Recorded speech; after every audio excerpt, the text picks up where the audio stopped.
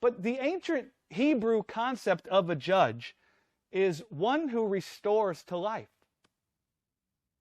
It's that the judgment is that God will show up as judge, and what he'll do is he's going to establish a righteous life for the people, for them to partake of that life. Not for them to do something to have that life, but for him to do something to serve them with a righteous life, and for them just to be able to partake of that life. That's what the ancient Hebrew concept of a judge was. So the Day of Judgment, or the Day of Atonement, is about the restoration of all things going down. It's about everything being restored to God's original intent. And his original intent was that he could dwell with human beings in a glorified earth where there was no sin and death, and we could walk with him in glorified immortal flesh that can never taste weakness or die ever again. And so that's what the Day of Judgment, or the Day of Atonement, is all about. Where God would come and consume death to the uttermost, where it's eternally destroyed.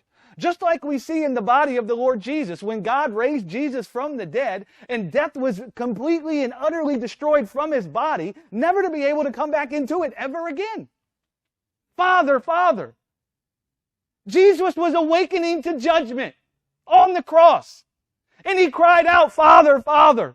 Because he was looking to the restoration of all things, where he would be restored to the life that he shared with the Father from the beginning. And the sin and death that had come upon this old man that he had entered into would be consumed to the uttermost, to the degree that it would be eternally destroyed inside of his body. And a new creation would be brought forth through him being raised from the dead. And there'd be a new man who was actually created by the righteousness in God's hand and not by the strength of a man's hand. And this new man would be the head of the new creation.